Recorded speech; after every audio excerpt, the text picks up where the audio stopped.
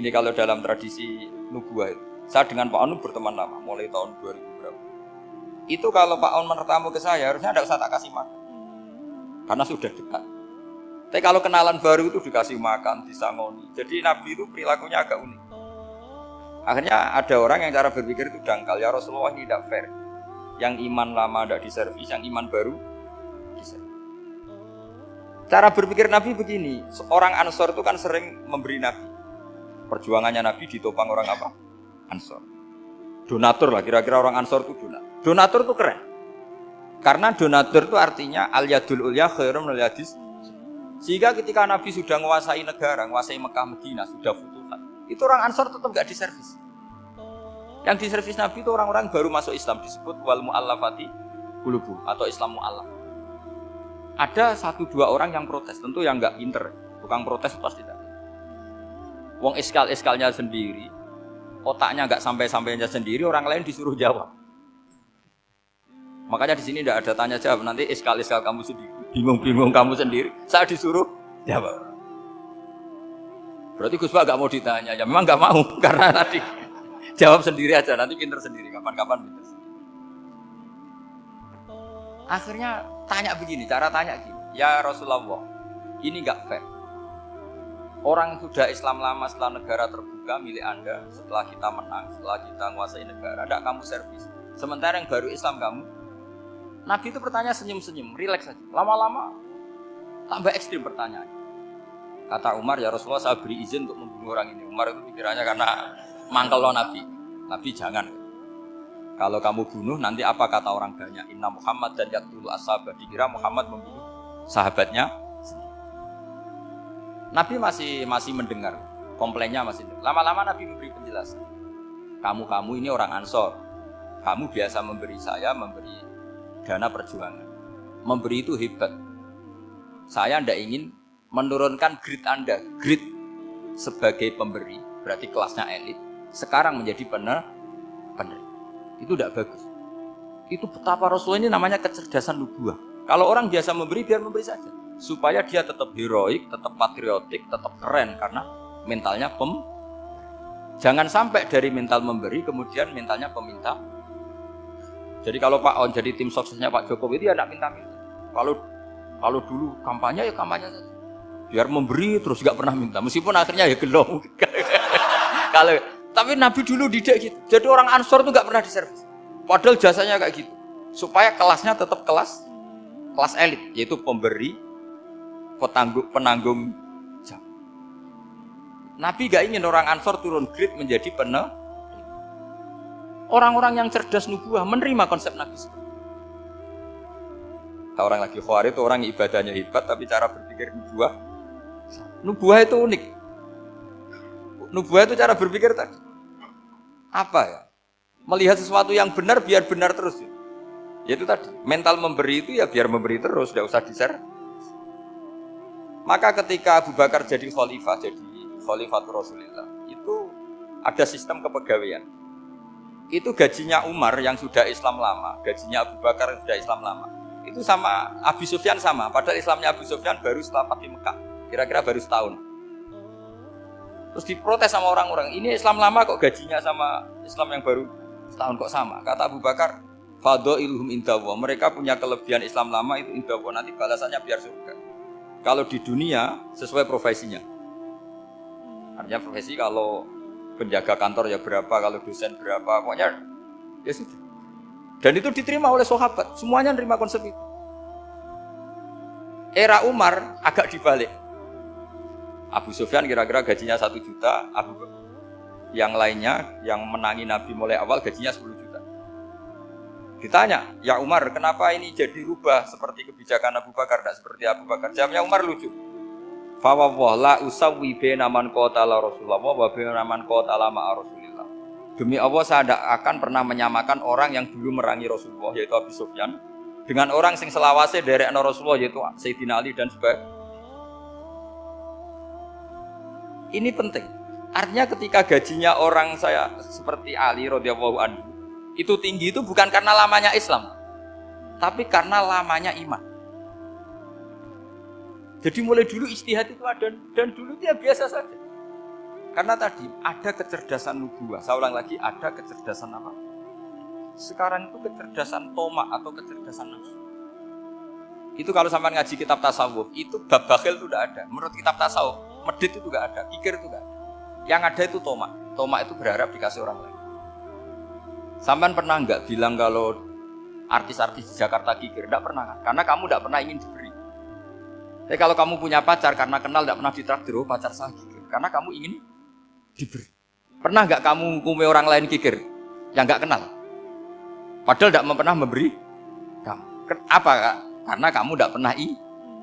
Coba sekarang kamu saya tanya, ini latihan cerdas. Definisi kikir itu apa tuh? Nggak pernah memberi kamu kan?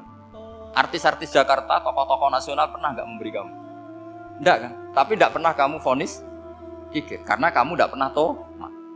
Tapi pacar kamu kok amin ditraktir terus, atau istri kamu atau mertua kamu kok tidak ngasih warisan, kamu bilang kikir kan? Sebabnya kikir betul apa karena kamu tomak berharap? Tomak. Maka di kitab tasawuf itu nggak ada bab kikir, yang ada bab tomak. Karena asal usul menvonis orang kikir itu karena tamak. Maka jangan banyak kenal orang, nanti banyak hukum kamu. Sombong juga gitu, di tasawuf itu gak ada bab sombong. Karena orang hukumi orang lain sombong itu karena kamu ingin dihormati. Ada orang gak kenal, terus lewat saja gak tanya kamu bilang sombong enggak kan? Tapi kalau kenal, oh sombong betul, kenal gak tanya kan gitu.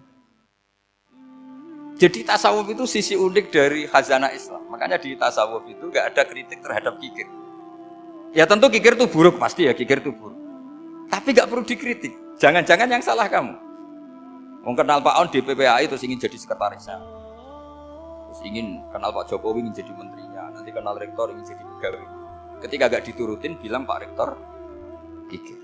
Tapi orang lain ya kak pernah berharap. Mungkin gak menvonis Pak Rektor atau Pak On ini kikir. Enggak kan?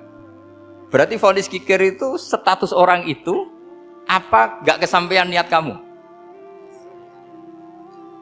Memang agak jelimet ilmu tasawuf itu, tapi itu unik. Itu bagian dari khazanah apa? Islam. Makanya Rasulullah itu sering isti'adah, minta perlindungan. Wa min toma'en fi ghairi matma'in. Ya Allah, saya tidak ingin berkeinginan yang tidak layak. Karena semua dunia ini dimulai dari keinginan. Coba kamu protes negara itu karena apa? Ingin makmur, sejahtera tanpa kerja, sehingga nyalakan menteri keuangan, menteri ini.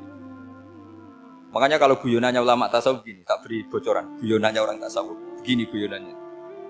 Anta lam tajid min nafsika kullama turid. Fa kaifa turidu min ghairika kullama turid. Kamu yang punya keinginan saja tidak bisa memenuhi apa yang kamu inginkan. Kenapa keinginan itu kamu timpakan ke orang lain untuk memenuhi kamu? Wong kamu yang punya keinginan saja tidak bisa mewujudkan. Kenapa keinginan Anda kamu timpakan, bebankan orang lain untuk memenuhi keinginan Anda? Misalnya kamu, Gus saya ini goblok, tolong pinterkan. Wong kamu yang ini saja tidak bisa. Kok menyuruh saya? Jadi kalau tiap tasawuf itu unik. Seperti kamu mencintai istri tulen, itu ingin kan dicintai istri tulen. Kamu sendiri kan gak bisa cinta tulen, masih pelengahan sana sini. Kamu pacaran, ingin pacar kamu setia. Ternyata kamu bikin sekian alternatif. Kalau putus ini punya ini, putus ini. Tapi kamu ingin ini setia, kan gak fair. Makanya guyonanya orang tasawuf itu, anta lam tajid min nafsika kullama turid, fa kaifa turidu min ghairika kullama turid. Gampang tuh apalane, pokoknya ratrit gitu aja gampang. Jadi kamu yang punya keinginan saja tidak bisa memenuhi. Kok orang lain disuruh memenuhi. Sehingga orang tasawuf itu malu betul. Misalnya saya kok ingin Pak On takdim sama saya itu kurang pegawai. Kalau saya ingin ditakdimi saya menakdimi diri saya sendiri. Makanya berbahagialah orang yang ngilu terus saya ganteng sendiri ya. Saya kaya sendiri. Menunggu orang lain bilang kamu kaya itu repot. Menunggu orang lain bilang kamu hebat itu, ya sudah bilang aja ya Allah saya hebat, ya Allah saya ganteng, ya Allah saya cantik. Daripada menunggu orang lain bilang apa? Cantik. Jadi ilmu tasawuf itu unik. Jadi kalau fikih itu yang dikritik itu kikir. Kalau tasawuf enggak tomak. Karena orang yang kamu vonis kikir itu jangan-jangan tidak kikir tapi mementingkan yang lebih penting. Misalnya ada teman yang tidak pernah nakdir kamu, ternyata punya ibu sakit, uangnya dianggarkan untuk ibunya yang sakit atau anaknya sekolah atau keluarganya masih hidup ya, sehingga sama teman dia kikir. Hakikatnya kikir apa mementingkan yang penting? Tapi kamu karena gak pernah ditraktir menvonis kikir. Nah, ini pelajaran. Jadi makanya yang dianteni ilmu tasawuf itu Tomak, tamak itu kalau dalam bahasa Indonesia, bukan kikir. Karena vonis kikir itu akan disematkan orang yang tidak kesampaian hajatnya. Pokoknya bapak saya itu, keluarga kiai itu ajarannya, yang penting jangan berharap dari orang lain. Ini Pak On saksinya, saya dulu benahin terjemah itu nggak pernah ingin diperlakukan seperti itu. Dia ngaji aja. Karena pikirannya keluarga kiai itu sederhana. Kalau ngamal ya ngamal saja. Ngamal itu heroik. Makanya buyut-buyut kita semua ini kan pahlawan semua. Membela negara Indonesia jadi merdeka. Ya nggak pernah kebayang jadi presiden, menteri. Tapi sekarang nggak, ngamal sedikit saja harus jadi menteri jadi. Ini bahaya kalau dalam kelangsungan bernegara karena orang biasa transaksional. Awal negara ini dibangun berdasar heroik, bukan berdasar apa? Transaksi. Tapi sekarang orang akan membiasakan itu apa-apa itu transaksional. Ini tidak bagus untuk kelangsungan bernegara. Apalagi kelangsungan beragama. Sehingga seperti saya ini masih punya desa-desa binaan di Sragen, di pedalaman Papua sekalipun. Saya punya santri banyak di Papua. Itu kalau cerita itu unik-unik. Itu mau Jumatan, itu nggak ada orang Papua. Sudah datang setengah 12, itu datangnya 3 jam. Di situ mau ketemu santri 3.